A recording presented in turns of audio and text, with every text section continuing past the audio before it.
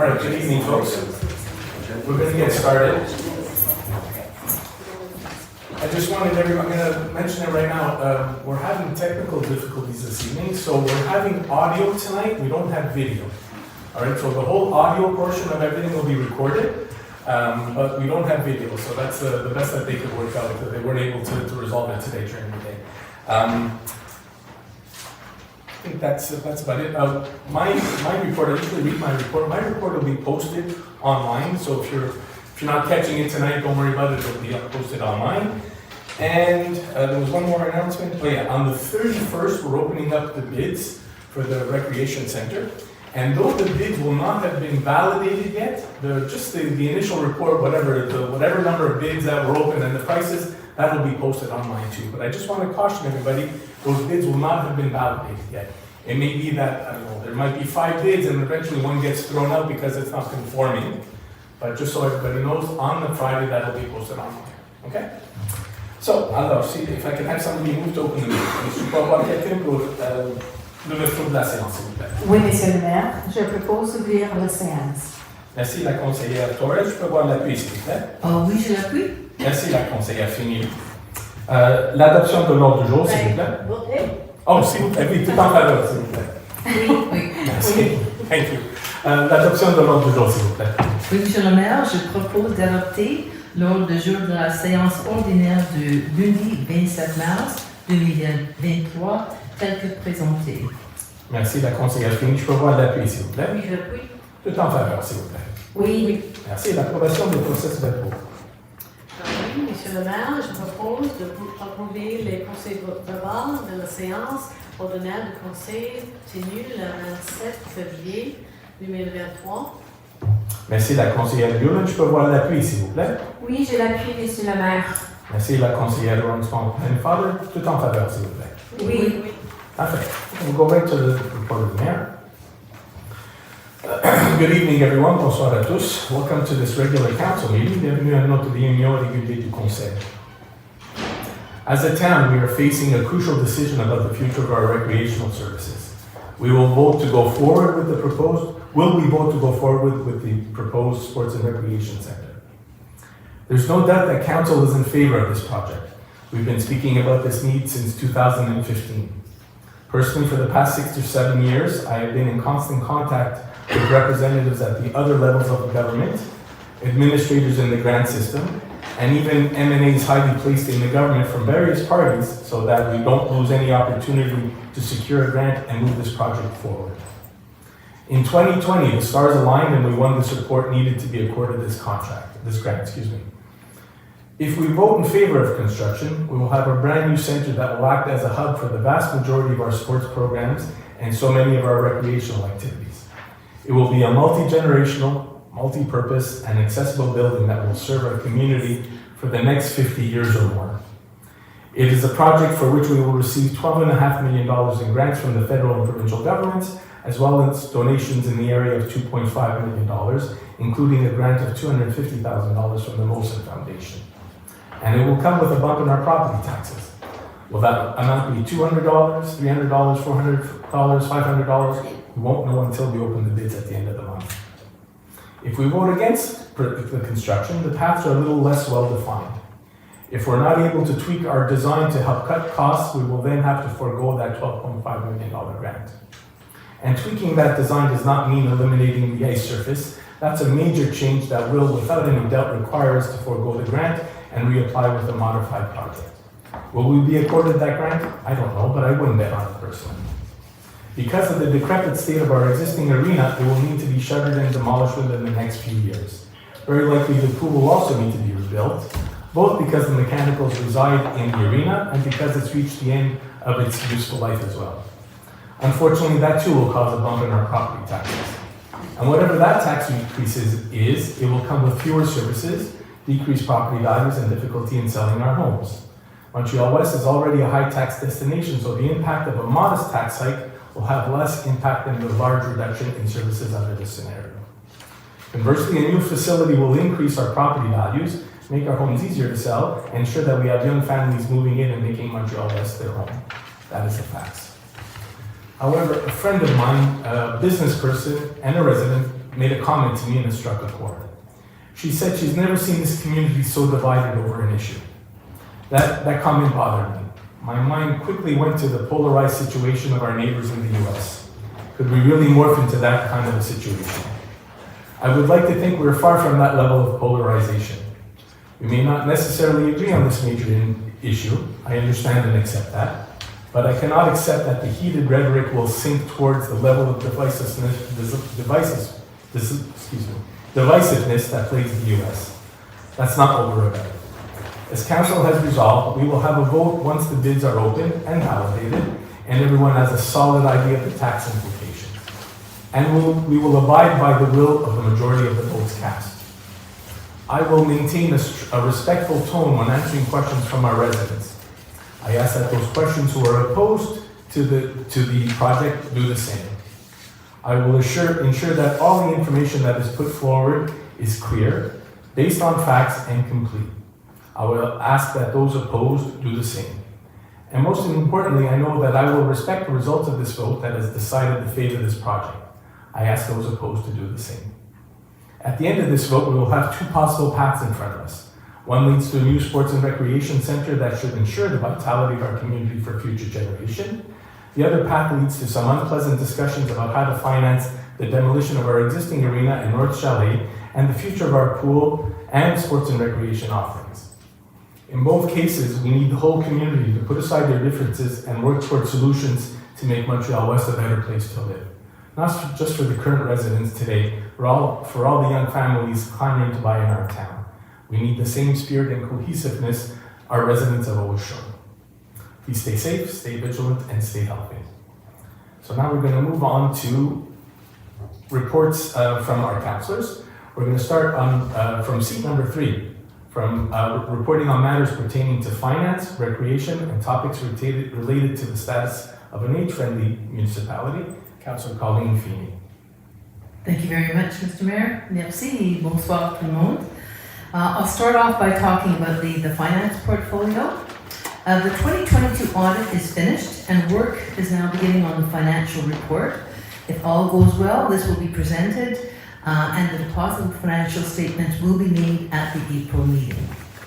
The pension plan audit will start next month. The first installment of property taxes was due February the 23rd. Statements of outstanding accounts were sent out the week of March 9th for those who were those outstanding accounts.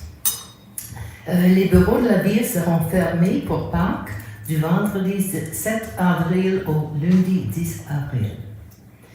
Also on finance, we talk about disbursements. You'll see later in the meeting that we are going to be passing a motion approving expenses this past month of $4,500,373. So what I like to do at each meeting is I like to give you an idea where your tax money has gone that past month. So in this particular month, it's quite easy. About 85% of it, or 3.8 million, was for 50% of our annual agro share, and the CNM share as well, with a smaller 10,000 amount for the UMQ. Public Works is also the biggest source of expenses, as they do so much of the work around here. That was about $350,000. And the largest expenditures there were, not surprising, snow removal, $85,000.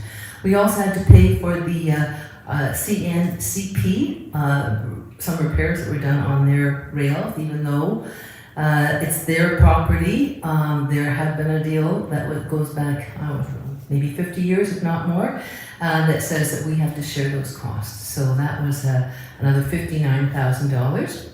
Also related to the road work, we had salt, stone, and asphalt, $51,000.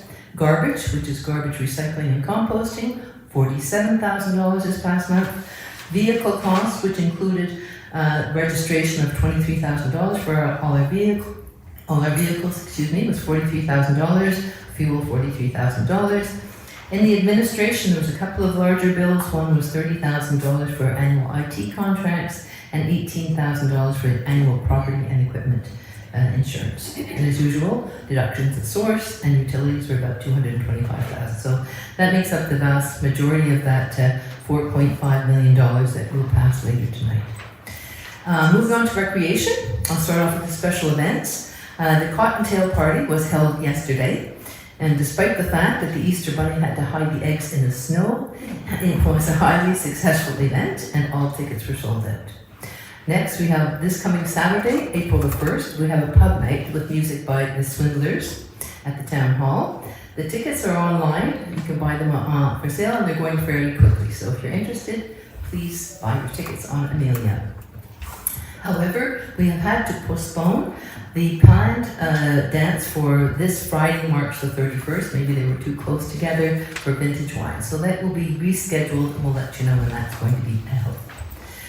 Pretty soon we're going to start on our summer events, but I will mention the first one because it's going to be held on Tuesday, June the 6th at Davies Park at 6 p.m. And this is where we have the community night. So different community organizations come, they display what they do, their wares, whatever, they're open to talk to people. So if you are an artist in this area and you want to join in on this, you can sign up online or you drop by the community center and do that in plenty of time to be, to be prepared for the June 6th event.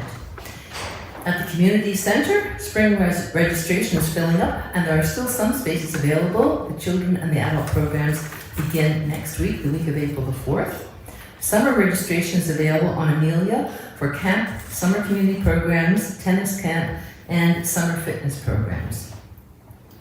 One other thing, emergency first aid courses and CPR. There is one scheduled for April the 30th. Now this is really an extremely useful course, and it's great that you don't have to go farther than our own community center to attend it. It's a basic one-day course offering life-saving first aid and cardiopulmonary resuscitation, CPR skills for the workplace or for home. And the course meets legislation requirements for provincial worker safety and insurance boards and includes the latest first aid and CPR guidelines. So if you have to take it for your work, it's going to be available, and that's offered April the 30th. However, we need 2 more participants in order to make this a go. So if this is of interest to you, I encourage you to sign up quickly. Nous avons besoin de 2 participants supplémentaires ou secours de premier secours sera annulé. We will, however, be offering other Red Cross courses, and there are still spots available for those. One of them is on Saturday, April the 22nd, and that's called Stay Safe, and it's geared to 9 to 13-year-olds. Another one is April 29th. It's a babysitting course geared for 11 years and up. And this one on the 30th, which is also the CPR course, which we hope we will be able to present. Les informations sur tous les événements et les mises à jour ont été ajoutées au site web, affiché au Facebook dans The Informer, et les résidents peuvent acheter des billets pour les événements ou s'inscrire au programme sur Amelia. So check our website and Facebook for news and sign up on Amelia. Onto the pool. The pool management interviews have been completed and interviews for staff are underway. All applicants were informed that it was not a guarantee that the pool would open this summer based on potential construction, or actually demolition and then construction of the recreation center. And we hope to be making that decision on the pool opening within the next few weeks, and we will definitely let everybody know. In terms of camp, registration for all age groups is underway and will continue until the available spots are filled. Interviews for camp management staff are done, and we're continuing to work through staff applications for counselors. Preparations are underway as well for various scenarios if the camp has to be relocated this summer due to construction. And so far as the arena goes, the playoffs for minor hockey have commenced, and the rink is hosting various levels of EHL and regional playoffs. Montreal-West Hampstead Hockey has 12 teams participating in the playoffs this year. Yay, go, go. Free skate will continue through April the 9th, the last day of the season. Pickup hockey and free skate also took place inside the rink over March break and was well attended. The end of the season skating show for Learn to Skate and figure skating took place on March the 19th with over 140 participants and 250 attendees. I'll move now to seniors. We will be having a meeting with our Seniors Advisory Committee this week, and they are going to be looking at doing a consultation with seniors later this year to review where we are on the master plan and to get a little bit of feedback there. So more news on that later. And the members in the 50 Plus Club have received their spring program by mail and email. And a few of the upcoming programs are an art show, a cabane à sucre, a performance at Hudson Theatre. And as well, they had a very successful St. Patrick's Day luncheon on March the 17th with two of the swindlers there. Et si vous avez des questions, n'hésitez pas à me les poser plus tard ou à m'envoyer au courriel. Merci beaucoup. Thank you very much, Councillor Feeney. Reporting from seat number 4 on matters pertaining to urban planning, Councillor Maria Torres. Good evening, bonsoir à tous. Since February 22nd, the Urban Planning Department has issued 12 permits. These include 1 permit for deck modification, 3 for excavation, and 1 for public domain intervention, and 6 for renovations.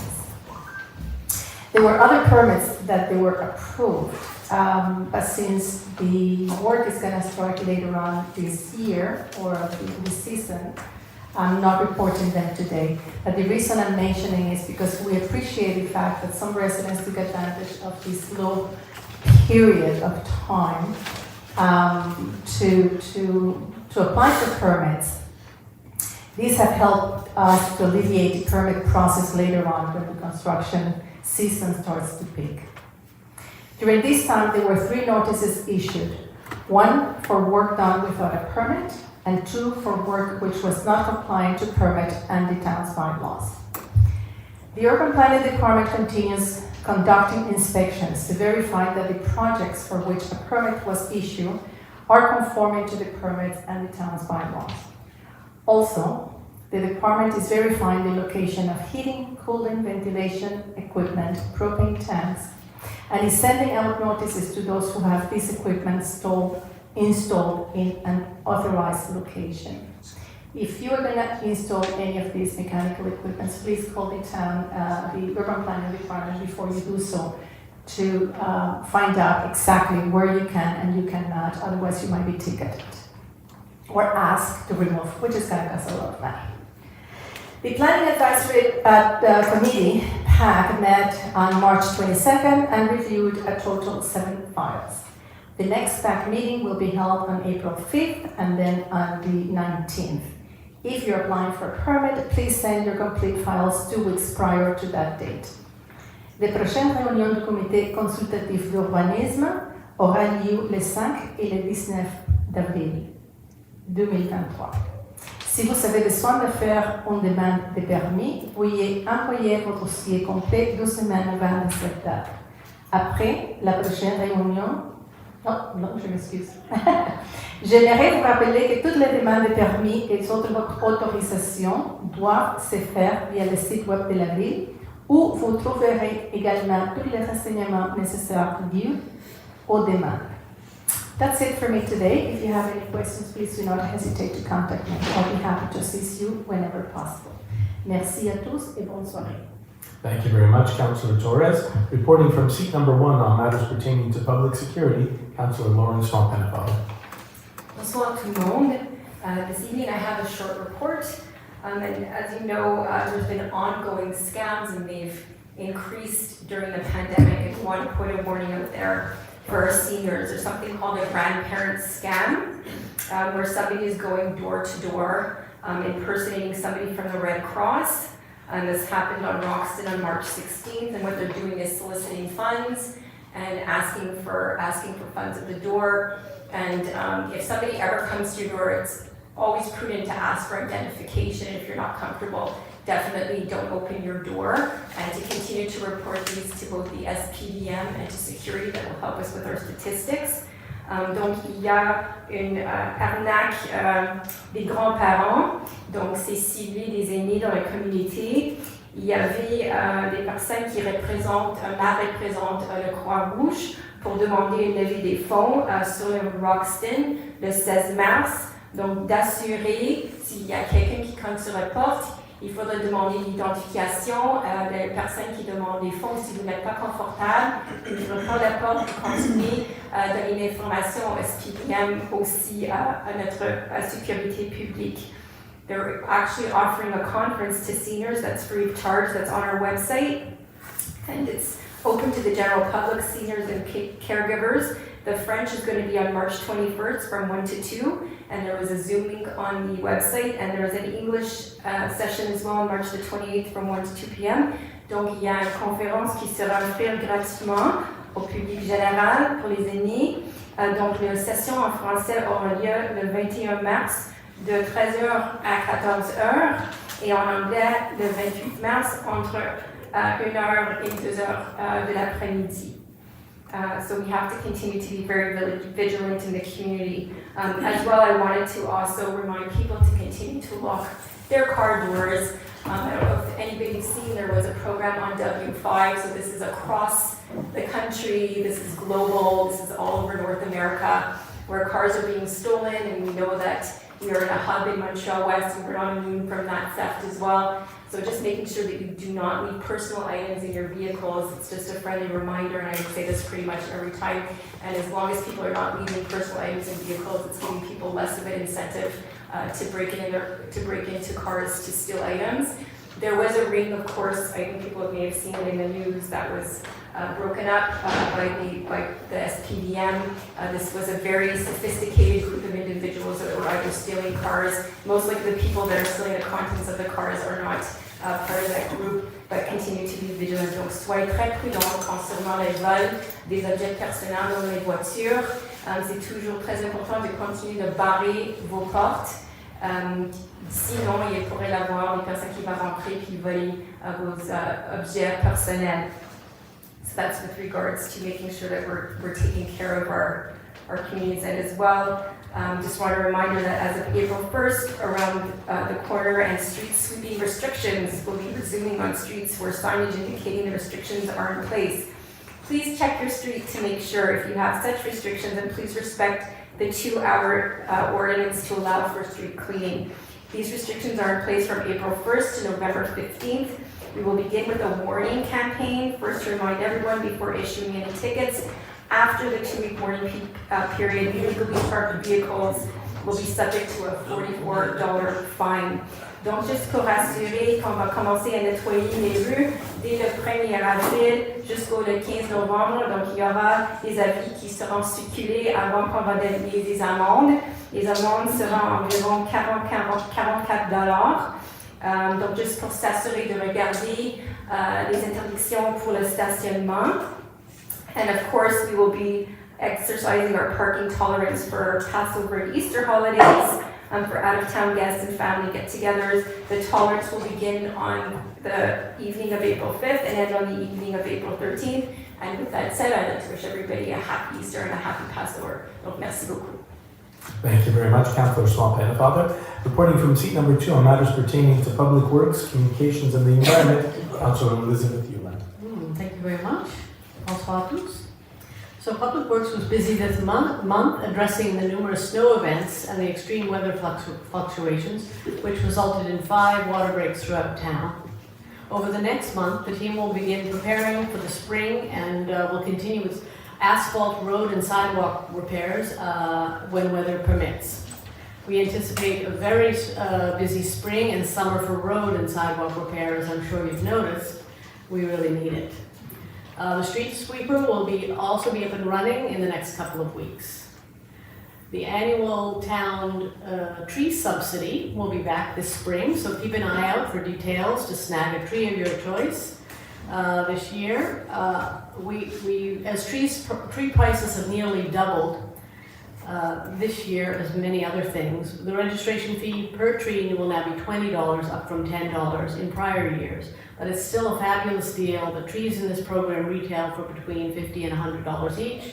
So I strongly suggest that you get your name on the list for one of those. The department's also planning its street tree planting now, and dozens of addresses will be selected to have a municipal tree planted on the public domain in front of their property.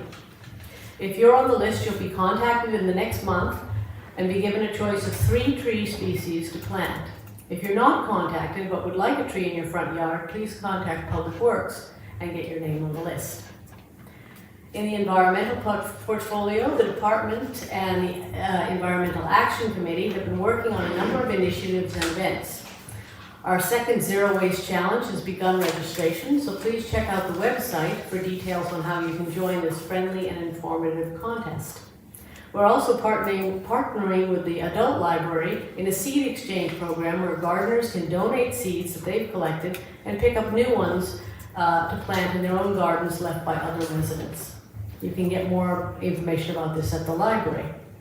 On Sunday, April 30th, at the Town Hall, we'll be starting our guest speaker series with Lagram, who will be giving a workshop on rewilding your yard about creating a pollinator-friendly garden and wildflower gardens.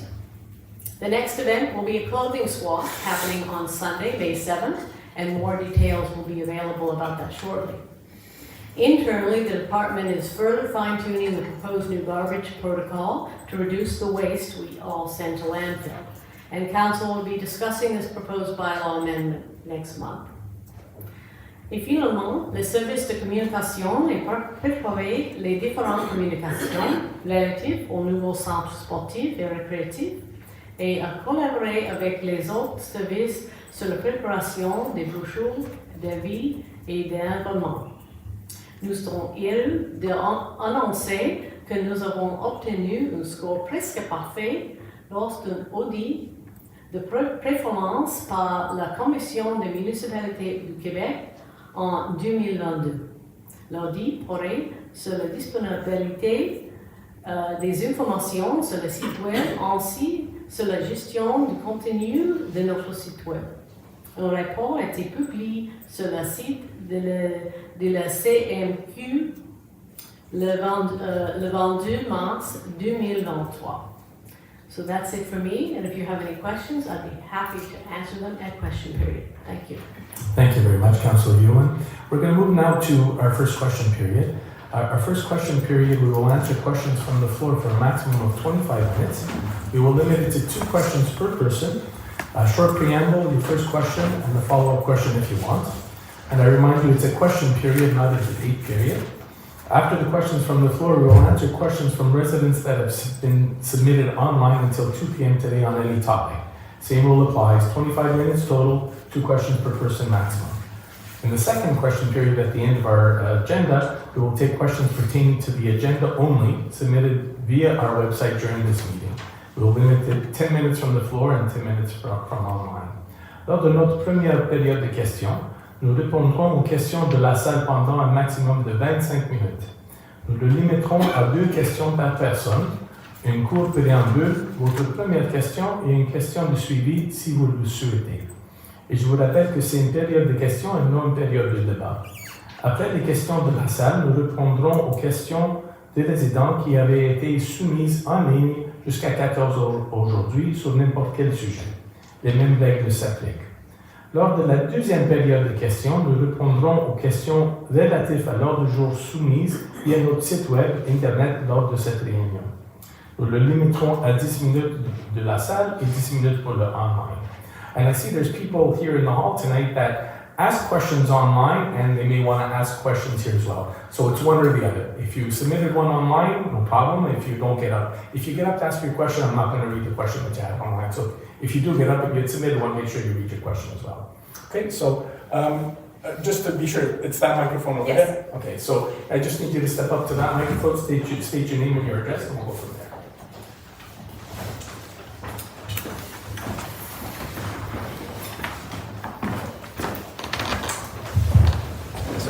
Kick it off. Everyone wants to talk about the arena. How soon after the Mr. Knowles? Sorry. Mr. Knowles, just your name and your Harold address. Knowles, 256 Percival, sorry. Thank you. So the sequence of events. So on the 31st, we see all the bids. Then there's going to be some sort of referendum a few weeks later. Okay, so yes, the referendum will come. First off, the bids will be opened on the 31st. They have to be evaluated by the engineers to make sure that they're conforming. Right. Sometime around the end of April, there will be the referendum asking whether or not you approve the bids. And there will also be some information sent out with some tax implications. Because that was my question then, because, you know, we have a lot of referendum questions in Quebec, so we're really good at it. So it'll say, if we go for the recreation center, here's the tax implication. I mean, we know the interest rates on the loan and all this will all be well understood. That's right. And then if we vote not to have it, as you were saying, the demolition costs or the other, we don't- so will it really be, when you talk about transparency, two options, like two complete options, or just recreation center or not, and then unknown? That's more likely the way it's going to be, Mr. Knowles, because we don't have that other information. We never costed what it would cost to bring down by itself the arena, Right.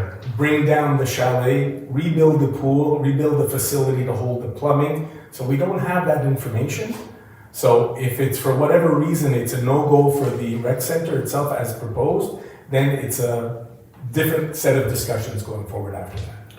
And, okay, let's say it's rejected, so then, because there's a number of options, I guess you don't have to demolish it, I mean, you could coming. renovate, I mean, there could be another bunch of options. I can't say it's going to be this year. Within a year or two, maybe 3, it's going to need to be demolished. It cannot be rejuvenated. It's full of Well, asbestos. rejuvenate, I guess, would be the word, and then have Yeah. another referendum on whether you do that or not. Yeah. That would not happen. No, I can't see that happening. Okay. I can't see that happening. Okay, thank you. Thanks, Mr. Knowles. So my name is Alexandro Graziani. I live on 43 Northview. Yes. Could you speak up a bit just to... Can you hear me? Is it better? A bit better. Parlez plus fort si vous avez la possibilité. So my question is about the municipal taxes. So I'm a new. Sorry. Pouvez-vous répéter votre nom? Can you repeat your name and your address, please? Yes, Alexandro Graziani, Okay. 43 Northview. Thank you. So I'm a new resident to Montréal-Ouest. I'm coming from Ville-Marie, and when I came in, I was checking the municipal taxes. I do reckon when I'm checking those, I'm seeing that compared to, let's say, downtown Montreal, it's 27% higher in Montreal-Ouest. So let's say for a $1 million property, Ville-Marie would pay $7,000 municipal taxes, and now 9,000 municipal taxes in Montreal-West. Having this gap, is this gap a concern for you? And if yes, do you plan to do any actions to reduce this gap? So unfortunately, that gap is historical. That gap has been there forever. When you're talking about Ville-Marie, you're talking about a very large area. We'll talk anywhere on the city of Montreal. You're talking much bigger populations. If we look next door at NDG, that's a population of 70,000 people with industry, with commerce, with everything like that. Montreal-West is 5,100 people, mostly, almost exclusively residential. And on top of that, because our property values are higher, we get dinged. We have to pay a bigger percentage of the bill to cover the expenses for the agglomeration for the shared services. That Ville-Marie, it's not so obvious. Actually, Ville-Marie is a little bit of a special case that's considered downtown. That's a whole special case altogether. So they fall under a different kind of tax structure over there as well. But there are many things that have Montreal-West be a little bit different than when you try and compare it to mostly any other borough. If you want to compare it to some of the demerged towns, then you can compare Montreal-West to something similar to Beaconsfield, to not even St. Anne de Bellevue because they have a different mix there. But it's our size and the fact that our property values are high and the fact that we don't have any industry that causes that gap or that extra expense for Montreal-West compared to somebody else. And unfortunately, there's no easy way to address that or to fix that. We have very limited space for expansion.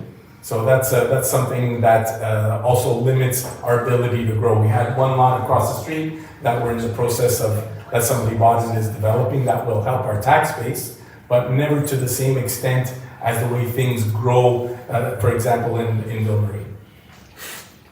And I guess a follow-up question, I know that Beaconsfield and other demerged cities are in talks with the city of Montreal, Yes. because apparently demerged cities are paying too much. Yes. Is it something that you follow? Is it something that... I'm the president of that association. I'm actually the one sitting down with Montreal negotiating.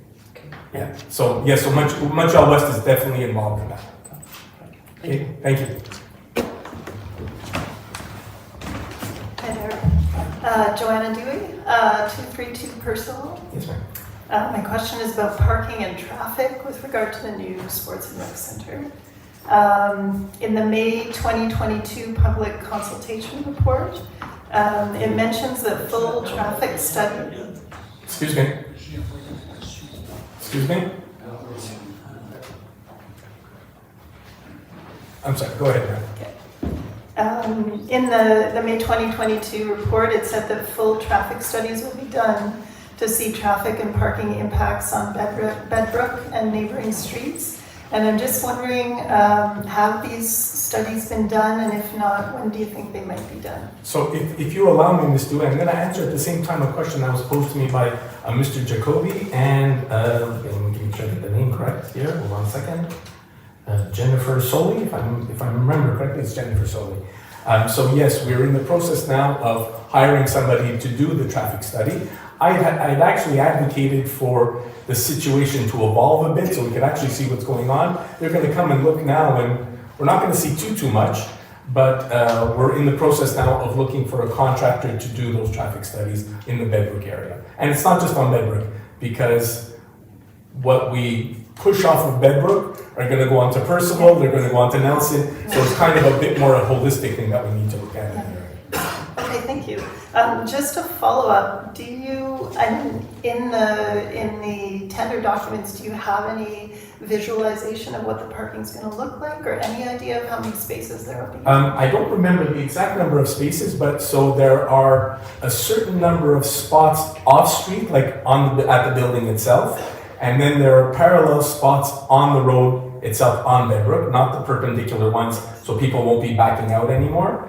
And I even at the time said, I'm ready to consider reserving some of those spots for those residents on Bedbrook, some of those on-street spots, because they're losing what spaces that they're using to park now anyway. But that's something for a bigger discussion after we have the traffic impact study. Okay, thank you. Okay, thank you. Hi everybody, my name's, can you hear me okay? Yes, sir. My name's Andrew Chapman, I live at 232 Percival. Yes. And I wanted to thank the town for the work they're doing, and thank the town also for planning the vote on the project, because it's so big. And I also really appreciated the FAQ on the town website. It really breaks down the cost of the center, where the sources of funding are, and the resulting debt. And as I understand it, the vote that you'll give to the city will, I guess, present the town with an estimated increase in the yearly tax. And my question is, kind of as part of the information that you give to the town for the vote, will you provide the detailed calculations of how you come up with that number?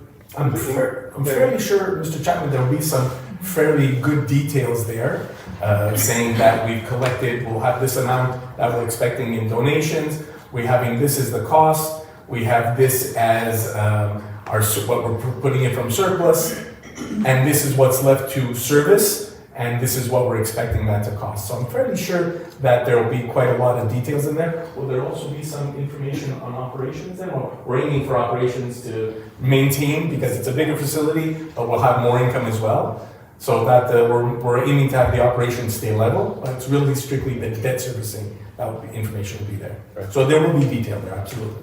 And the number that I guess you could plan for. Like you could estimate that there might be a certain value of a tax increase, but would that be the same value for all of the residents, or would it depend on the property? Exactly, it'll depend on the property value. So we're always, whenever we speak about it, we always speak about whatever, like the $1 million typical family home. So if your home is valued at $700,000, you can do the calculation, the ratio that it'll be lower, and if it's a $1.9 million home, you can calculate it'll be higher. Okay, thanks a lot. Thank you, Mr. Chapman. Just tilt it down, man, or you can take it off if you want to. It's fine. Sherry McGurnahan at 322 Westminster. Yes, ma'am. A couple of things. One is thank you to Echo for all the work that everyone's been doing for the rec center. It is having gone through it in Côte St. Luc, it's a huge project, and it's something that certainly I believe that we need. as someone who does not have children, but does have 2 Portuguese water dogs that most people have seen running around the neighborhood, we need that to expand the utilization for the population that, like myself, is aging, that also wants to be using it. I mean, my mother's 79, and she is constantly at the new Côte Saint-Luc one. So, I mean, it's, it's not just a family thing. I think we have to holistically look at it. So my questions are as follows. Are there any, you mentioned earlier about the fact that our tax base, and is obviously our taxes here are high. Someone who's trying to buy a house in this market is certainly a consideration for me. But will there be an opportunity, like they did in Westmount, to have a business in the rec center? So if I can answer that question right away, right off the top of our heads, we know that there's going to be a coffee shop there as an example, or a cafeteria, call it whatever you want. And yes, that is something that we will put out to see who wants to come and rent that space. Same thing for, I know that there's also going to be a pro shop, thank you, a pro shop, so it would be the same kind of thing. Rather than us trying to run a pro shop where we may not have the experience, in my heart of hearts, I would love to see Sport Auguste come and rent a little space from us to run his shop there, that kind of thing. Exactly. So yes, there are at least those 2. We'll see what other iterations and what other opportunities there are, but at least those 2 I can see right off the top of our heads. And just a follow-up to that, I know that we do have limited amount of space. Obviously, we don't have a huge amount of empty lots, but I am aware that there are people who have wanted to subdivide their lots, because they do have 2, and sell them off, and that has been denied. But that is certainly another way that we could look at, if that's a consideration and if it makes sense, obviously geographically and things like that, another way to have additional housing, Sure. whether they be small duplexes or single-family homes or And you're raising a good point. Like we've always spoken about increasing the house stock, for people who want to stay in the town and want to go down into something smaller. And we spoke about, and it's not just even here in Montreal-West, we're talking about it provincially as well, about allowing or making it easier for somebody to have a second residence built into their home. So you want to rent out your basement, even though you're not officially a duplex, you can rent it out more easily and more efficiently. So those kind of discussions are happening at a higher level. They will eventually filter down into Montreal-West as well, into all the towns will be having the same kind of conversation. And in terms of subdividing lots, I mean, we do have some rules now about minimum lot size and things like that, but there are people with very big lots, and I don't think I've ever had a situation while I've been here where somebody's had a permit refused for subdividing a lot. But I don't know that for a fact, or nothing's coming to mind right now. But so yes, that is something that's always open. Again, there are minimum standards. It has to be a certain size, and have to be able to put a certain size house on it, and things along those lines. But all those things are open for discussion. Thank you. Okay, thank you. Robert Deslauriers, 71 Curzon. Au départ, j'ai peut-être pas tout saisi les nuances de vos commentaires sur le centre sportif et récréatif. Étant donné que, une question de langue peut-être, ou c'est peut-être mon appareil auditif. However, in your comments you referred to a referendum. Under what clauses of the City and Towns Act would this referendum be covered and legally?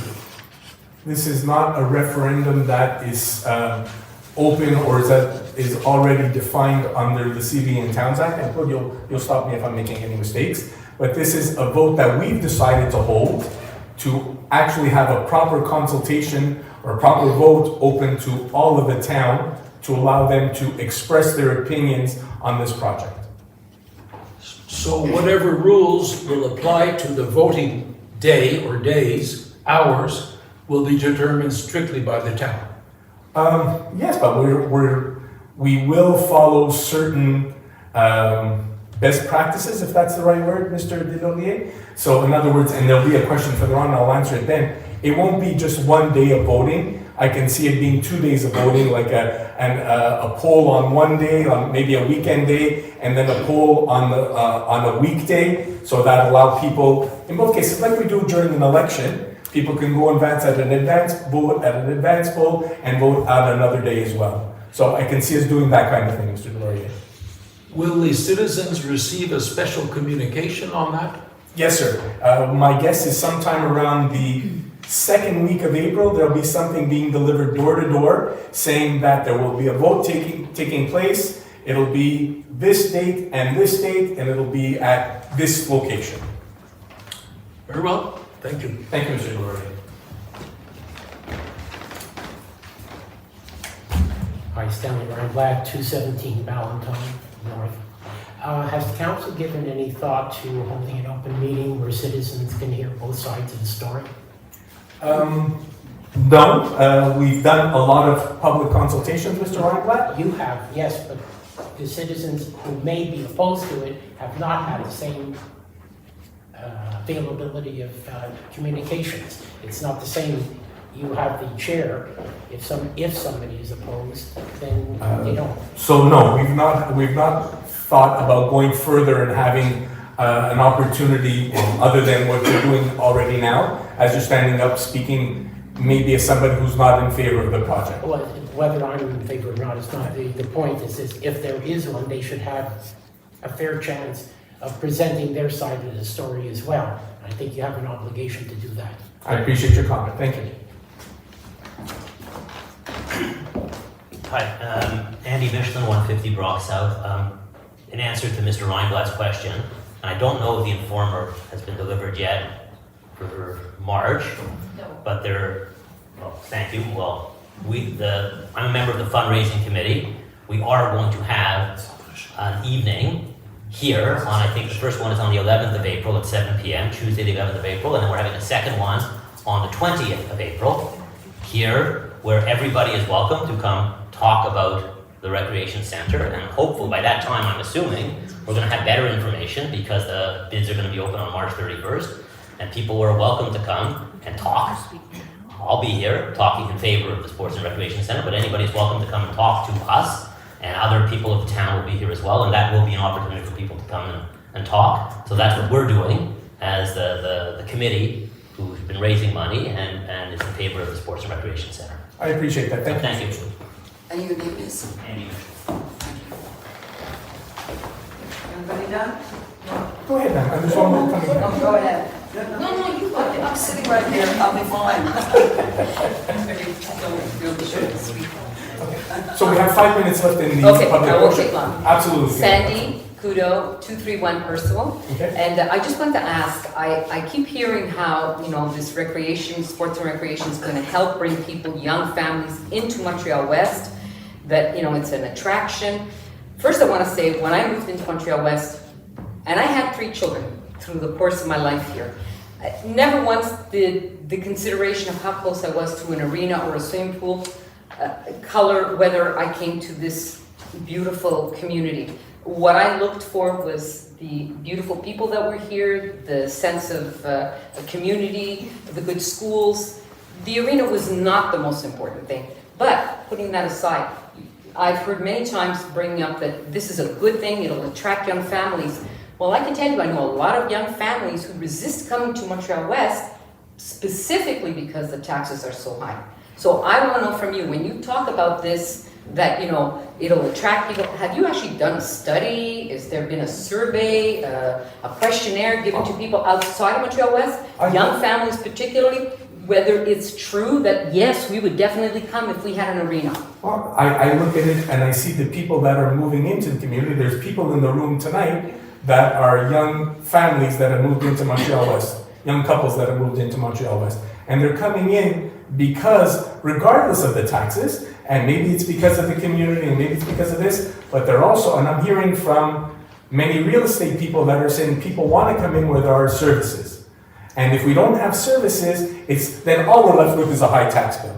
But if we have a high tax bill and we have some services, some commensurate services, it makes it a more attractive situation. Okay, so I also want to say, I know a lot of young families who move just outside of Montreal-West, still use the services, but don't get to pay the high taxes that we do. And it's specifically that they couldn't afford to live here. They wanted to, their parents live here, but they couldn't. And so that's the other side of the story. So I don't know what the real estate agent says. Obviously, they can pay whatever story they want, for sure. But I'm telling you that that is a real problem for young families. They cannot afford, not only can the price of housing for sure, but the prices of high taxes that will now surely increase year by year. Thank you. Laura, you said you had something you want to add? Yeah, please. I definitely appreciate your question and your context, and I just want to express when our family moved here 14 years ago, I actually was a student at Concordia at Loyola and never knew this little jewel existed until my husband said, let's go look somewhere when I was pregnant with our daughter. And one of the attractions that we had, I know speaking as a young family at the time, was having that recreation within our community. And I also sat on a young families roundtable for quite a few years, and it was expressed that we had not had significant investments in our infrastructure for like almost 2 generations now. So I do know that on our street on Valentine North, we've had at least 6 or 7 just on our block, young families move in, and I know that that is going to be an anchor for many of those families who do wish to have a recreation center, and one that's able to serve the community to the capacity that we'd like it to. And my answer to that is, if it's a reasonable price, yes, I'm all for it, for sure. Of course it's a good thing, but it has to be, you have to fit that price to the size of this community. Yes. And that's a fair thing, and that's why we're opening it up to the vote, ma'am, so we can make the decision at that point. Absolutely. Thank you. Thank you, ma'am. Go ahead, ma'am. Cynthia Nichols, 25 Westminster South. Well, the land is still sinking, and I don't know whether this is construction or destruction, but I'm definitely in it. And today I was at the City of Montreal paying a ticket of $275 that was sent to me by the City of Montreal-West for maintenance. When you've got girders going in one side and then the other side, and the house is going from this way to that way, I'm across the street, everyone. And I have been undergoing nothing but pressure for the past 3 years, to the point where when the water broke, I mean the first time 5 years ago, we ended up with that, you know, the reason the land was sinking to begin with. We have now 11 small sinkholes around the perimeter. It almost looks like a Bugs Bunny cartoon, where all of a sudden it is ready to tumble in. To tumble in. There are 3 right on the main road where those cement trucks park every single day at 4 and 5:30 in the morning. Right there. And no one is doing anything about it. In the meantime, my water sucks. My water is disgusting. It's smelly, has sediment in it, is discolored. I can go on and on and on, to the point where I actually go downstairs and try to filter it out through the robinette, which is a big joke, apparently. But that's how I have to live since this construction has been going on. And no one is doing anything about it. And I love what they're doing. Don't get me wrong. I think it's going to be great for the tax base and everything else. But the way it was done, without any, not even a basket of fruit or a bottle of wine from any of you. And we have gone through nothing but pressure for the past 3 years. Seriously. I don't know whether you're muting me or what it is you're doing over there. I'm not doing anything, ma'am. I hope you're listening. I am absolutely listening to you. And as So soon now- as you come so to a now- question, it'll be great. So now I have this $275 ticket, which, I mean, we had a $225 ticket when... I'm going to ask you to ask your question, ma'am. Excuse me. When the water main broke, my son was issued a ticket. My son went to pay the ticket. My daughter drove it, and the car was pushed off the road and tumbled in the tunnel on their way to pay that ticket. After the judge refused to let me take on, it's my house, to take on the issue. Absolutely wanted my son there. So here I am again today. $275. That's what you're doing. After Again, everything else that's going on. Please ask your question. My question is, when will the destruction stop? Okay, so from what I understand, the major... I'm not talking about that building. Oh, I apologize. I'm talking about my building. I'm talking about those who, do you remember? The last time I was here was in January of 2020. 1 month later, I received an email telling me no gathering on the 27th of February. I have not been to a council meeting since then, not even on Facebook, simply for one reason, and that is that everyone knows that whatever decisions are made, they're made there, and our input does not matter. To the point where you have now changed the rules because you found out that my citizenship has been lost somewhere. So you have now changed the rules so that I now pay taxes without representation. Because you do not represent me, sir. You may be the mayor of this town, but you have done nothing since you have moved into this town to help or to do anything to, I don't know, give me some comfort. Since 2008. I've been here since 1996. Yeah. Okay. And I have gone through nothing but trouble since you've come here. Okay. So I If don't, you I want don't the know property, anything. I suggest I you know approach nothing me. about. I know nothing about your And you- citizenship. I know nothing about who owns your home Sir, and why a judge. sir, I was and why taken a to judge. court. Why a judge is You know about this. refusing to Please speak do to not you. lie. I'm not going to go any further than that. I don't know the facts of your case, nor am I ready to entertain some of these allegations. Truths. Allegations. Truths. Thank you very much. So I'm going to move now to the online question period. First question comes from Danielle. I didn't get an answer. 22 Will the Brock destruction South. stop? Given the pride the city council takes in the town's new designation as a senior friendly, I would ask why there are no senior discounts offered on fitness programs offered by the town. That's Danielle Lemieux, 22 Brock South. Colleen, please. Yeah. Thank you very much, Mr. Mayor, and thank you very much for your question, Danielle. Well, actually, we do have some discounts for seniors. At our pool, we offer very advantageous rates for the seniors for pool membership as a couple or as a single, so that is one thing. In addition, we have a 70-plus fitness program for seniors, which is priced well below similar programs.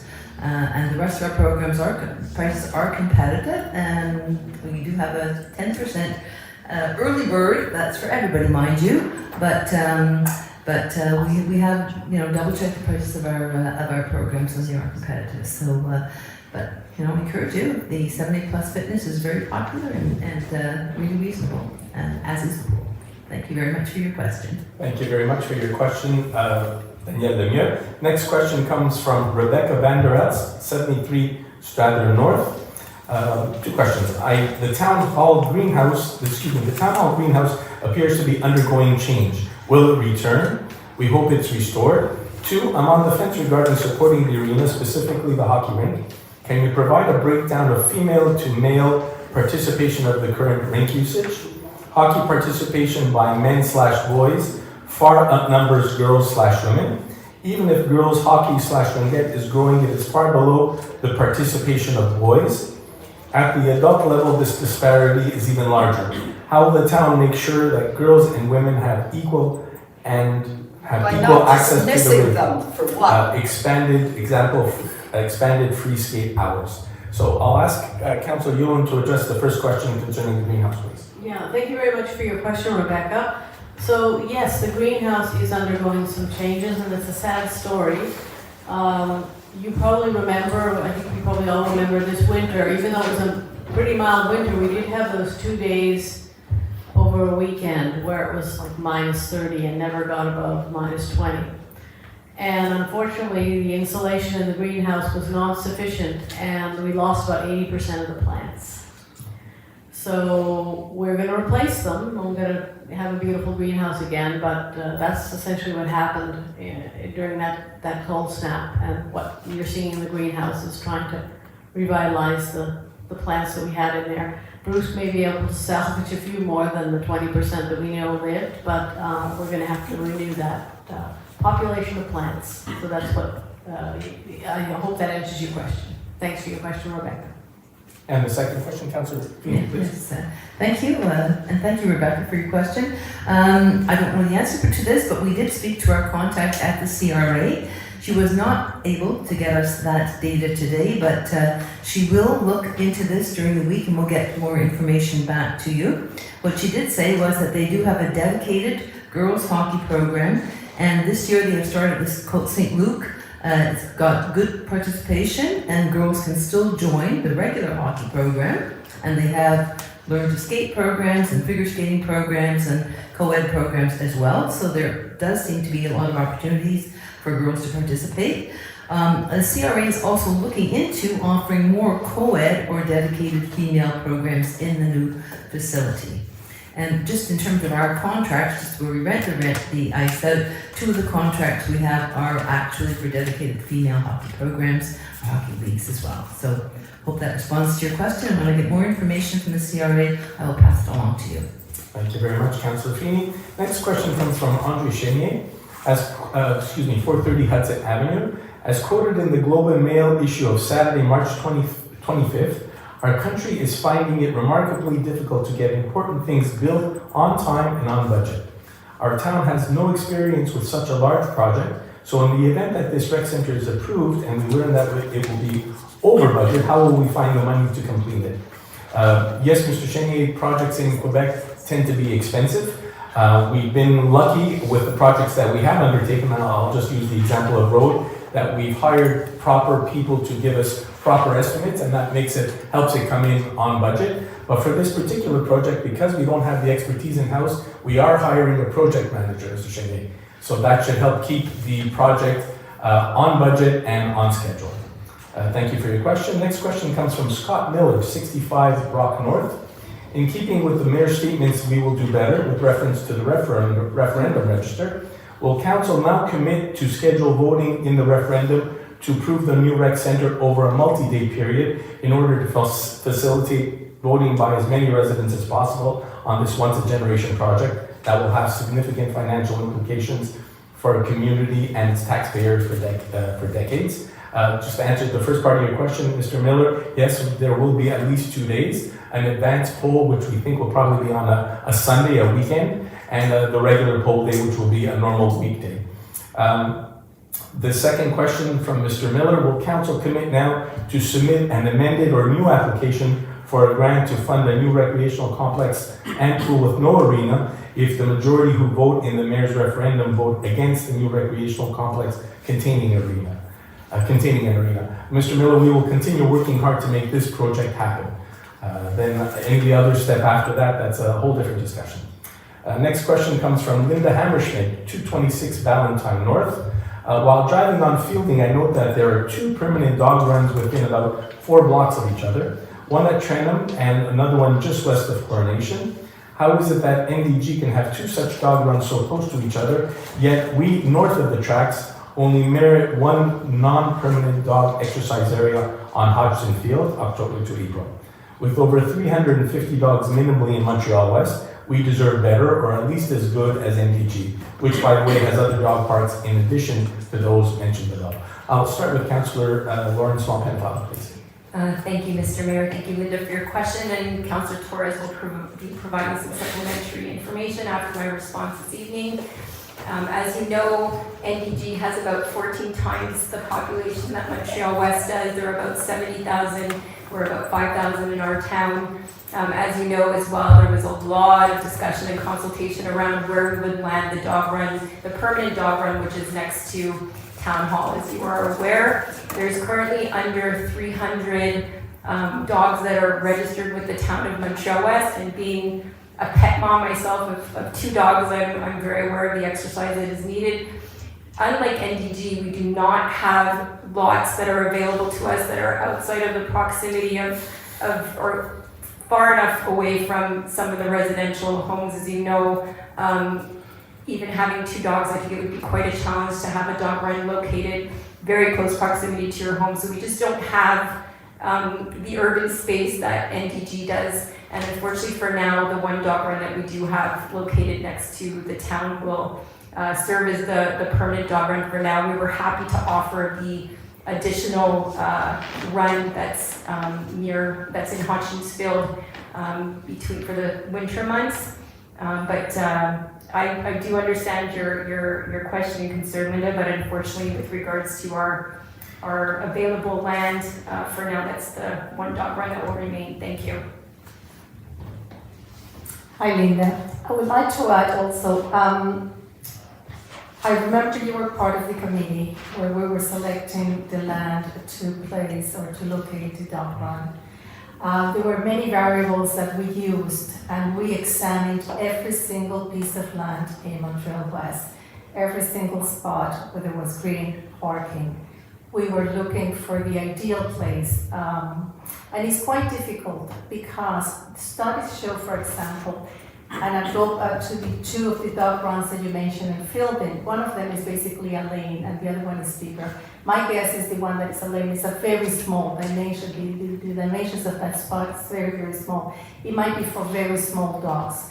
Large dogs need space to run. Otherwise, studies show that they become very aggressive. When they become aggressive, as it has happened in our dog run here, even though they have plenty of space, not only they make a lot of noise, they have beaten people and other dogs, so they do need this space. I believe, according to those studies that we started many years ago and where you were present, is that the ideal dimension was 14,000 square feet at least. I suppose we can find 10, 12,000 square feet somewhere eventually to place one. Right now, there is nothing available. We, as I said, we went through every single piece of land. The other piece, the big issue is the impact on the neighbors. As you recall, we studied Hudson, we studied George Booth, where they have two parks which are used for recreation by children. It's not a nice combination to have loose dogs and a lot of dogs and children, but anyway, the problem was the neighbors opposed the location of the parks there because of the nuisance issue. So it is not an easy, we don't have a solution. We don't have a solution. Last year, two people approached me and talked about the diamond, the baseball diamond north of the tennis courts. That land doesn't belong to us. We cannot do anything there. Somebody also suggested the hydro lines, if we can locate that land, doesn't belong to us either, belongs to hydro, and a lot of the residents on that area rent those land. We have no access to it. So we have done plenty of work trying to locate a decent place to locate a second dog park. We haven't found it. If any of you come up with 10,000 square feet and doesn't have a space that doesn't have a negative impact on your neighbors, let us know. But other than that, I don't think there's anything we can do. Thank you very much, Councillor Torres, and thank you very much, Councillor Swamp. And Father, next question comes from Jim Mullally, 112 Broughton. After the architect's plans for the new recreation center was completed, I was made aware of a discussion that indicated the cost would be around $40 million. I submitted a question at the next council meeting if this was the case, and this question was neither acknowledged or answered. Subsequently, it was mentioned that the council did not want to reveal estimates before the deadline for submitting bids. Since then, the council has publicly indicated that with the grant, loan, and fundraising targets, the new total is over $42 million. Why was this done before the deadline of bid submissions? And subsequent to the completion of the architect's plans for the new recreation center, was anyone outside the council or city administration, such as donors, made aware of the estimated cost? I'm just going to answer one thing, Mr. Mullally. Your question that I believe was asked in November.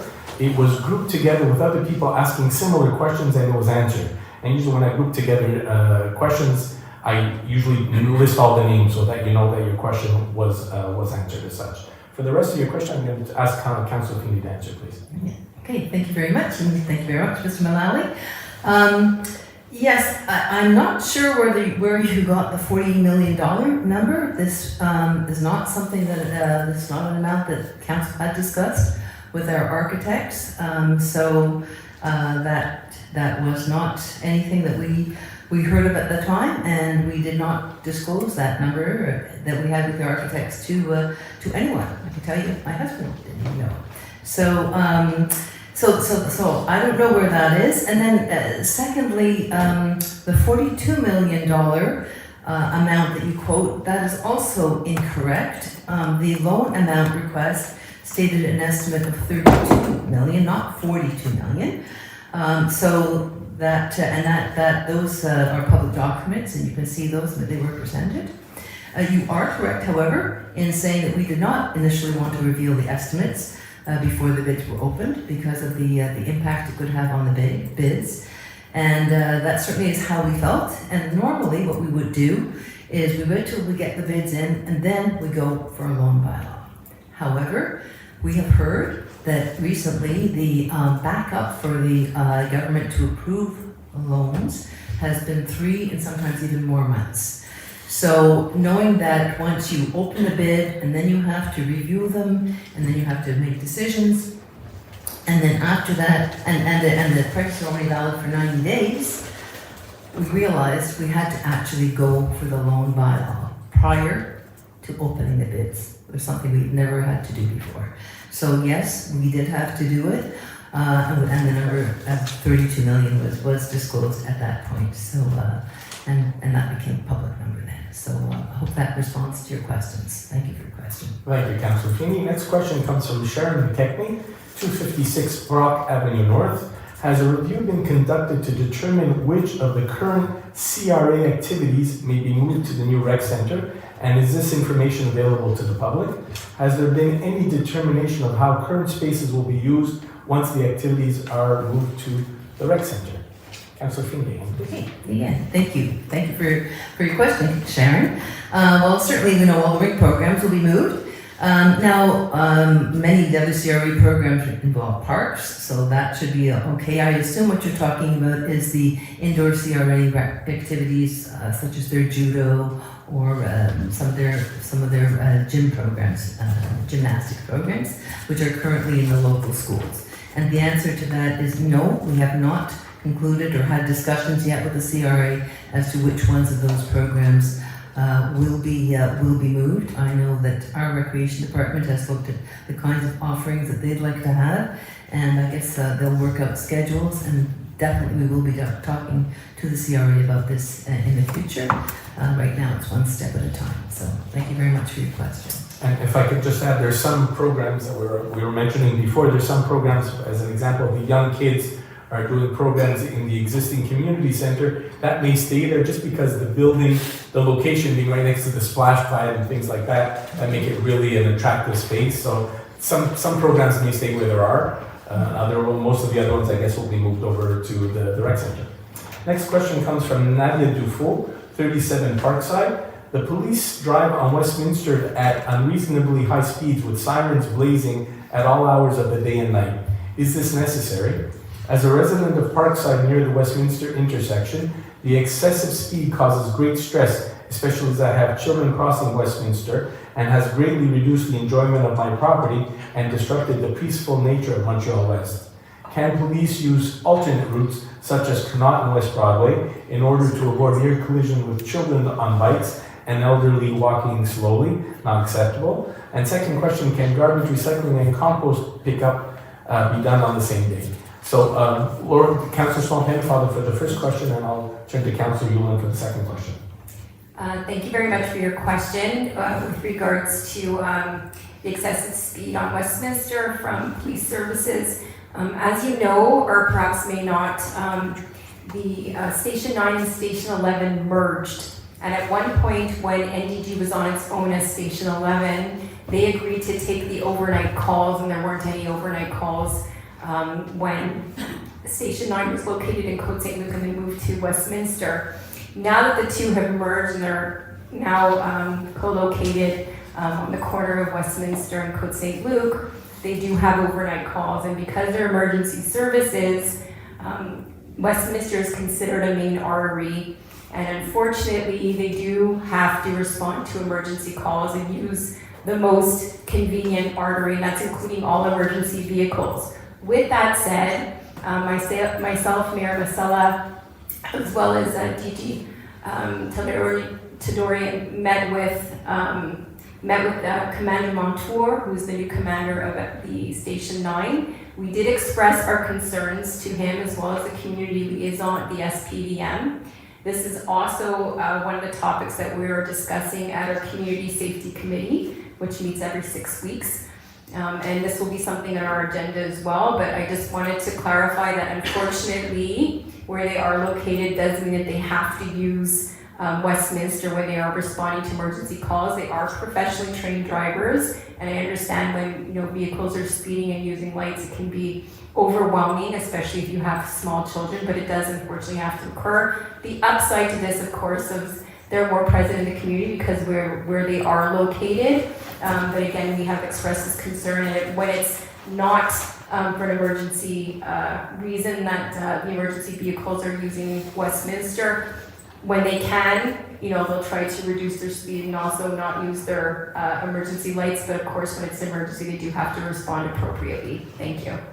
Thank you very much, Councillor Spontanefather. And the second question concerning garbage and recycling, Councillor Yulin, please. Yes, thanks very much for your question, Nadia. They're all separate contracts. Garbage and recycling and compost are all different contracts. The next time a contract comes due for renewal is 2024, so at that time we can see whether or not it makes sense to put them all on the same day. Usually we get prices that are different depending on the day that they come pick up, so we might get a really high price for Monday and a lower price for Tuesday, and that informs some of our decision making. But certainly the convenience of having all three on one day is understandable, but we'll have to look at that in 2024. Thanks for your question. Thank you, Councillor Yulin. Next question comes from Mia Massicott, 111 Broughton. My property tax increased by nearly approximately 12% this year, about $1,000 for the year. What was the town's average property tax increase in the past year in a dollar amount if possible? And am I to anticipate that the additional tax burden for the newly proposed sports facility will be, for my property, similarly above or below the town average and in the same proportion? Anything? Councillor Feeney. Yeah, thank you very much, Ms. Massicott. Yes, the average increase, tax increase for family in Montreal-West last year was 7.96% or $680. So definitely at $1,000 you were higher. And if you were at 12%, what this indicates is that your evaluation as done by the City of Montreal was higher than the average increase in valuation. The average increase in valuation was 41%. So somebody who had an increase in valuation of 41% would have had an increase of approximately 7.96% on their tax bill this past year. Now, when we're talking about the second question, in terms of the tax burden and the recreation center, this is not going to be based on your property value increase. It will be based on your actual property value. So when we find the numbers, when the bids come in, we will tell people what the percentage increase is and what the amount increase is going to be, for different, let's say for the average home, maybe a little bit less than average, a little bit above average, etc. So if you right now have a home which is around average, then you'll get about the average increase. And no, we are not thinking of anything near 12% in terms of an increase for the recreation center. We will find out soon enough when those bids come in, and we'll give you that information. Thank you very much for your question. Thank you very much, Councillor Feeney. The next question comes from Paul Kenton, 70 Brock North. Now that the 2022 financial statements have been certified, what are the three components of the accumulated surplus found at the top of page 25? What was the operating surplus and what was the bank debt? My second question, in 2017, only 40% of respondents would accept a tax increase of $200. What is the maximum tax increase threshold that the town now feels is acceptable? 150, 175? Surely the town has given some thought to this. Councillor Feeney, if you want to address the first part. Yeah, thank you very much, Paul. First of all, the 2022 financial statements have not yet been certified. The audit has been completed, and the work is being done by our finance department. As mentioned in my report, we hope to present those results at the April report, and we always do put them on the website, so they're always public, and you will know them at that time. Thank you. Thank you. And in terms of your second question, well, the idea of having the vote, Mr. Kenton, is that it's not something that town council is going to think is acceptable or not acceptable. We put the vote to the residents to see what they're ready to accept. Whether it's 150, 200, 300, 400, 500, that's their decision at that point, what they're ready to accept. Thank you for your questions. Next question comes from Randy Park, 220 Percival. Hi, what are the proposed plans for a permanent dog run north of the tracks, given that the one on Bedbrook will be coming down shortly? Thank you. Councillor Swampenow, please. Hi, Randy. Thanks for your question. Very similar to Linda's question. Unfortunately, for the time being, we cannot entertain an additional dog run at this time. But of course, as Councillor Torres said, if there's ever an opportunity for us to find an appropriate piece of land that's not going to cause a nuisance, we're always open to looking at options. Thank you. Thank you very much, Councillor Swampenow. And last question comes from Cyril Wittecock, 150 Easton Avenue. Nightmarish traffic affecting particularly Easton Avenue residents. Avon and Easton Avenue are a minefield around the project in City Hall. Is there a plan to mitigate a bit better the negative effects of the Easton project at the developer's expense more than taxpayers? My understanding is that the traffic light at Easton, Avon, Brynmore will become permanent. Temporarily, we could live with it despite its extreme dangerous cycle. As a permanent fixture, will it be replaced by a more appropriate system, more than 3 signals, for that 5-way intersection? And will both directions be re-established on Easton? Councillor Swampenow, please. Okay, thank you, Mr. Mayor. I hope, Ms. Nichols, that maybe some of my answer responds as well to your question with regards to the Easton. So as you know, the project's been ongoing for quite some time, but we're happy to report that the majority of the heavy construction, which includes the cement truck and some other trucks that have been need to be available with regards to the cement, which has to be laid for each floor. And as you can see, there's been quite a bit of progress on the project in the last few months. With that said, we know that because of the train crossing, it continues to exacerbate the issues of traffic along Westminster and the neighboring streets as well. But as you know, in consultation with the Ministère des Transports de Québec as well as the SPDM, we're privileging the traffic that goes south on Westminster because of the train tracks, and it was determined that it's more dangerous with regards to the cars that are traveling south on Westminster. We have also, as you know, there's a green arrow when the light is red on Westminster that allows vehicles to turn, so it's able to evacuate Westminster in a prompt fashion as well. And if there is a way following the project that we can look at, the lights will remain, but if there's a way that we can sequence in that they are safer, or if there's a way to sequence them that'll allow a better traffic flow, of course we will consult with the experts in that area. And the question with regards to Easton, Street Easton, it will remain one way going south. It's safer that way, especially with students that are being dropped off at Royal West. It allows them to go safely around the block, and it's a very narrow street, so accommodating two-way traffic on Easton is really not a way in which we can improve the traffic flow, so it will stay one way. And we actually had a negotiation. The Ministère des Transports de Québec at one point actually wanted us to completely close Easton down, traveling north and south. But we were able to negotiate having it to go one way. It will remain one way. So thank you very much for your question. Thank you very much, Councillor Swampenow. I just want to add as well, these lights that are here, these temporary lights that we were speaking of, they will become permanent, and when they become permanent, there will be a new set of lights. New set of lights means more modern, means the controller can handle more things. These were put up during the time of the Turcotte project, so its functionality is a little bit limited.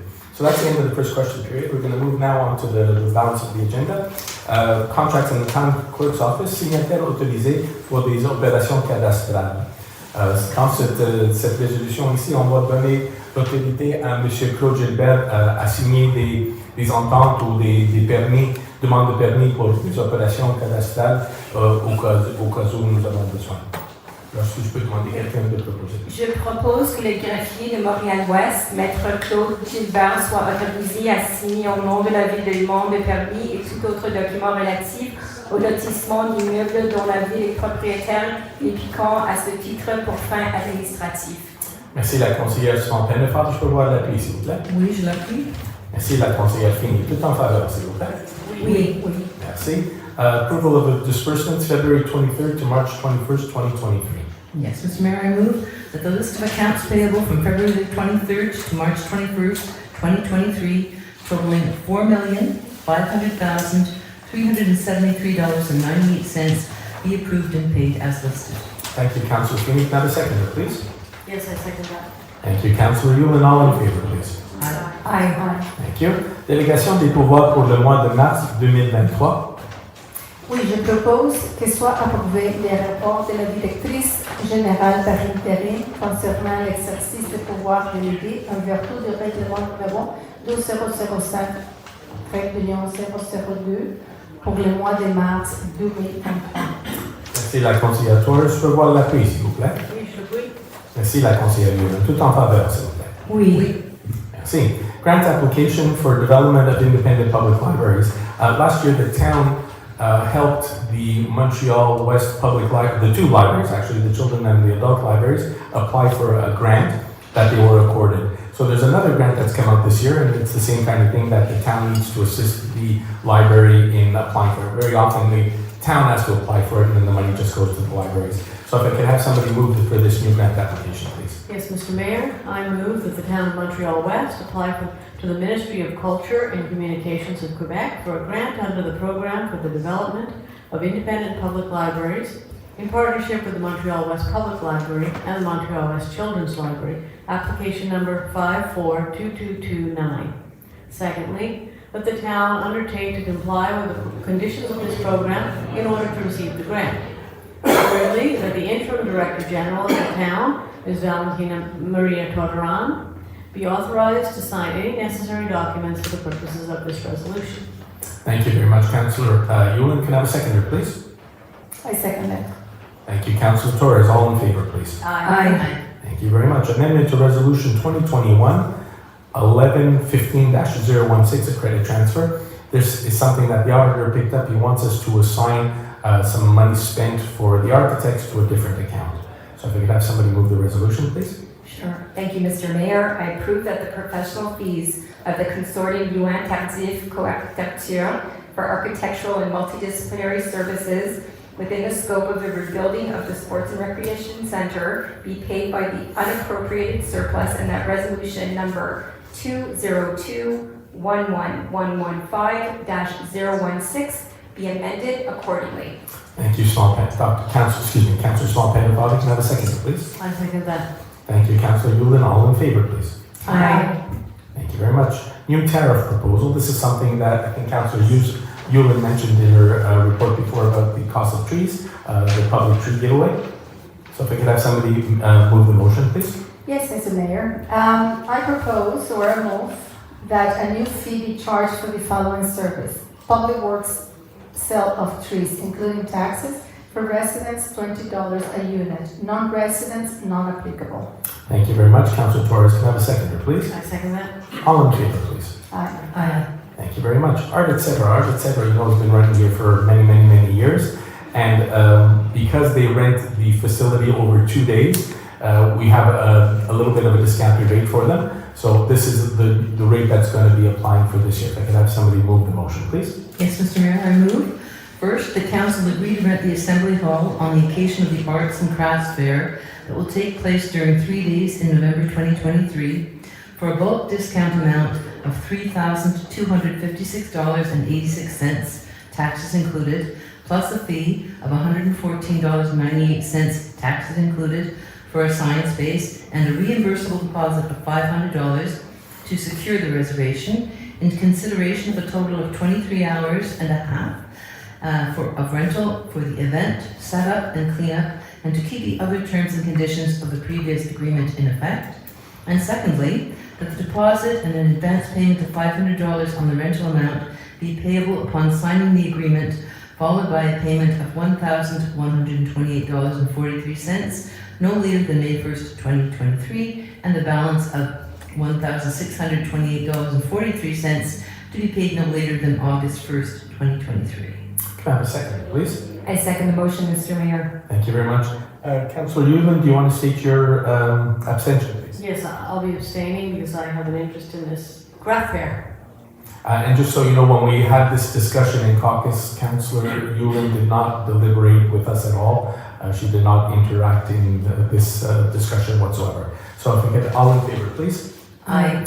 So if we note that there was 3 in favor and Councillor Yulin abstained from voting. Urban Department, Site Planning Projects and Architectural Integration Program, SPAIP. I move first to acknowledge receipt of the minutes of a meeting held by the Planning Advisory Committee, PAC, on March 22nd, 2023.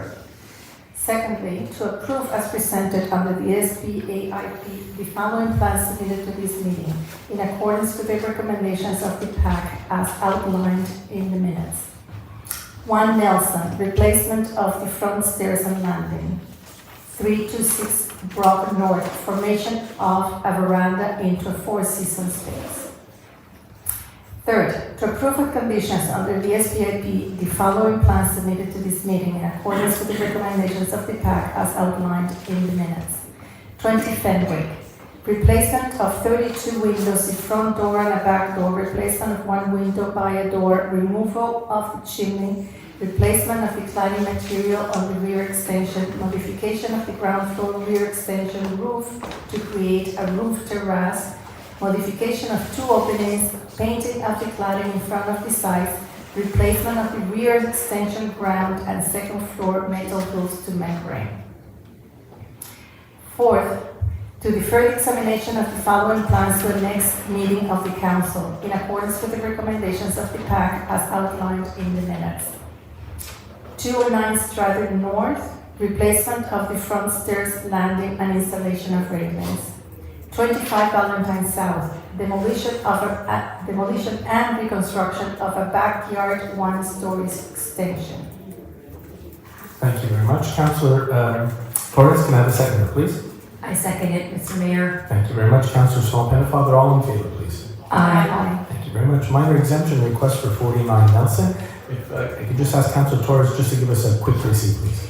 Yes, the owner of this residence requested to have a minor exemption just to normalize as the setbacks on the house, some of them on the front and sometimes on the side, and is for the purpose, the sales purpose. So we just want to normalize it. I do want to point that out that this note has been advertised in the newspaper and no comments were received since its publication. Thank you very much. Councillor Torres, do you want to move the motion, please? Oh, sorry, I thought you were doing it, yeah. I move that the plans and requests submitted to the February 22nd, 2023 meeting of the Planning Advisory Committee be approved in accordance with bylaws 2020-002 and G-18-0005 for the following minor exemptions for the schedule of uses and standards in effect under Section 3.2.2. The second paragraph of Section 4.1.6, Section 4.1.9, and Paragraph 15 of Section 4.1.10 of the zoning bylaw regarding the movable located at 49 Nelson in Zone RB-2. 2.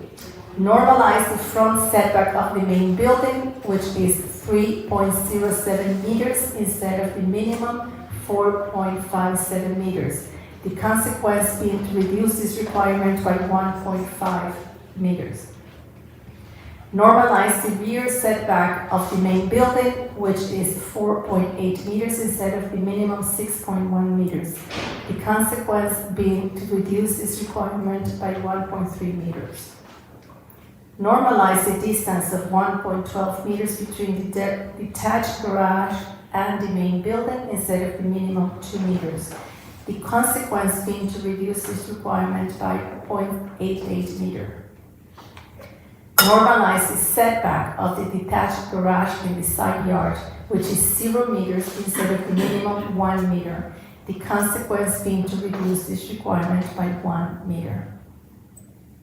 Thank you very much. Councillor Torres, can I have a seconder, please? I second the motion, Mr. Mayor. Thank you very much. Councillor Swan-Pennefather, all in favor, please. Aye. Thank you very much. We have another minor exemption request, and I think it's also for sale. Yes, that's right.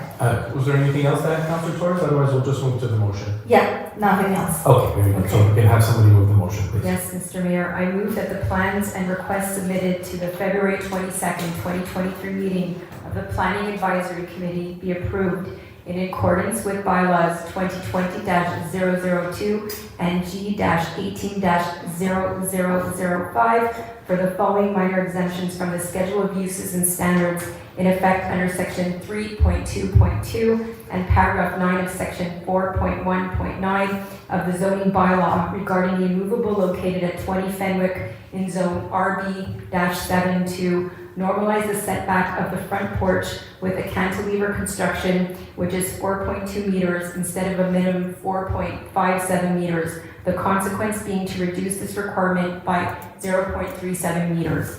Thank you very much, Councillor Swampin. If I can have a seconder, please. I second it.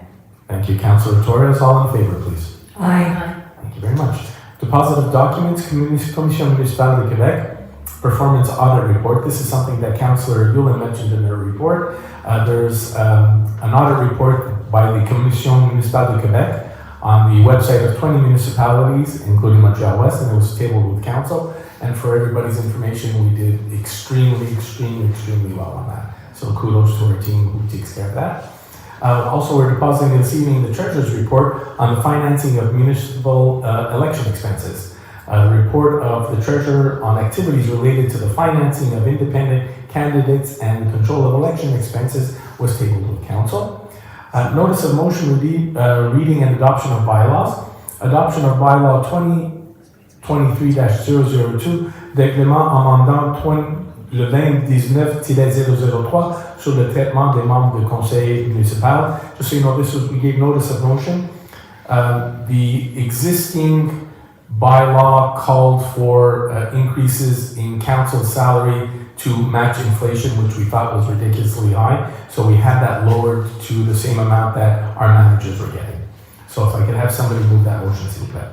Monsieur le maire, attendu qu'une copie du projet de règlement a été déposée lors d'une séance précédente, lorsque l'avis de motion a été donné et mise à la disposition du public en conformité à la loi, attendu que, lors de la présente séance, l'objet et la portée de ce règlement ont été résumés, je propose que le règlement numéro 2023-002, intitulé Règlement amendant le numéro 2019-003 sur le traitement des membres du conseil municipal soit adopté.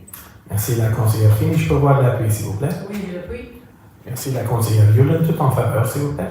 Oui. Merci. Second question period, folks. So second question period is strictly on things that were in the agenda. Go ahead. Hi, Joanna Dewey, 232 Percival. In agenda item, I think it was 10D, you mentioned that the auditor asked to pay the architect's fees from unappropriated funds. That's right. And I'm just wondering, where were they originally paid from? If I remember it. Oh yeah, that's right. It was originally going to be on the borrowing bylaw, but because the borrowing bylaw hadn't been approved yet, we said we needed to schedule it from the unappropriated surplus. Okay. And what was the amount of the fee? 1.9 million plus taxes. Thank you. Thank you. Thank you, ma'am. Hi. Hi. Just a quick question for 11C. Ma'am, your name and... Oh, Sherry McGurnahan, 322 Westminster. 11C, you were saying, ma'am? 11C. Yeah, go ahead. Councillor Smart, Pennyfeather, I heard you say 20 Fenwick. 28. 28, okay, I just wanted to make sure. Okay, thank you. Thank you. We received no other questions online, so if I could have somebody move to raise the meeting. Move the meeting, please. Oui, Monsieur le maire, je propose de lever la séance. Merci la conseillère Yulin. Je peux voir l'appui, s'il vous plaît. J'ai l'appui.